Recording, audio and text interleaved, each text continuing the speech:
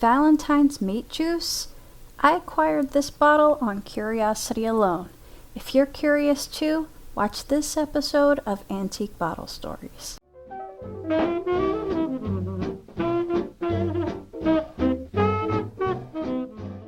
Here's a quote from abandonedcountry.com. There's nothing like those tried and true remedies when life throws an ailment your way. Plenty of rest, chicken noodle soup, and a tonic of meat juice in your rear end. Okay, maybe those first two have survived the ages, but that last one, believe it or not, was a recommended application of a product that was all the rage 100 years ago. So the story starts with a guy named Man Satterwhite Valentine from Richmond, Virginia. His wife, Anne Maria, was dying. She hadn't kept anything down, and he was worried she was going to starve to death. Doctors could do no more for her. He tried to come up with something that she could keep down and would give her some nutrients so she could regain her strength. He went down to his basement with a chemistry set, and he worked night after night, and on New Year's Eve, 1870, he administered to Anne Maria the first batch of his health tonic made from pure beef juice, and she got better.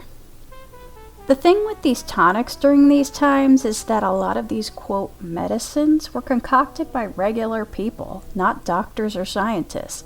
Just regular people who maybe knew a little about medicinal plants, or in this case, knew a little bit about the benefits of bone broth. So you come up with a tonic that helped a relative get better, then you make some for your neighbor or friends and they get better. Word gets around, and next thing you know, you're in business because everybody wants some. Valentine's meat juice reached its greatest success and acknowledgement in 1881.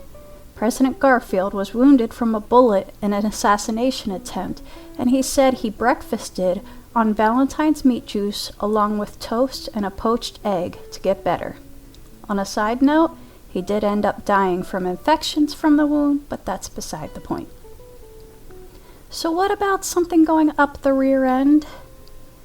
The standard dose was a half a teaspoon to 2 teaspoons of meat juice diluted in water and taken by mouth, but some physicians preferred a less romantic means of administration and introduced it per rectum. The enema described in the Philadelphia Medical Journal in 1900 includes 1 egg, 1 tablespoon of Valentine's meat juice, 4 ounces of sterilized milk, a half an ounce of brandy, a half a teaspoon of salt, and 5 ounces of sterilized water. 2 ounces of this mixture was to be administered every 2 hours as high up in the large bowel as possible. Interesting. The Valentine Meat Juice Company used 15 to 20,000 pounds of meat a day from beef cattle to make the juice. By 1886, a 3-story factory was built at 6th and Carey Streets in Richmond, but the building burned down in a large fire on January 17, 1893. The building was rebuilt, but then the company needed more space, so it moved to a place on Chamberlain Parkway where the property could hold cattle pens. Someone who had worked at the meat juice plant had said that there was always plenty of squeezed beef after the juice was removed, and it was available to employees for free. Although they were dirt poor, the man said, they always had beef on the table. By the 1940s, the meat juice was given the technical term of extract and was used as a dietary supplement and appetite stimulant, and was given to the pregnant, the elderly, or people deficient in vitamins. All 7 of Valentine's sons were trained to go into the family business. Granville, who became the president after his father's death, had 2 years of chemistry at Richmond Medical College. Edward also studied chemistry at the Virginia Military Institute.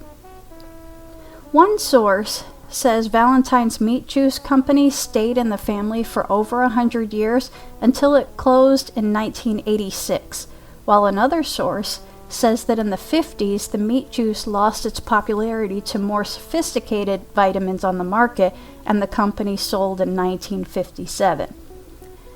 I found a book on Amazon written by Valentine about the production of meat juice and its testimonials. There's a link in the description if anyone's interested.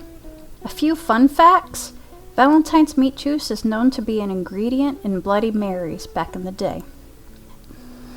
And in 1889, a lady named Florence Maybrick supposedly poisoned her husband with a bottle of meat juice laced with arsenic, which killed him.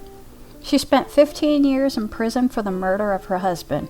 There is a book she wrote telling the story, and also a link to a Wikipedia page if you want to learn more. There is a Valentine Museum in Richmond, Virginia that Man Valentine opened. It's called the Valentine. He himself was an artist, and since he was pretty wealthy from the juice, he collected art and fine things. He died shortly after the museum was open, and his brother took care of it until he died. The museum is still open today and still has his things in it. My particular bottle has an Owens mark of an O inside of a box, a logo which was used from 1919 until the late 20s. Hope you enjoyed this episode. Thanks for watching.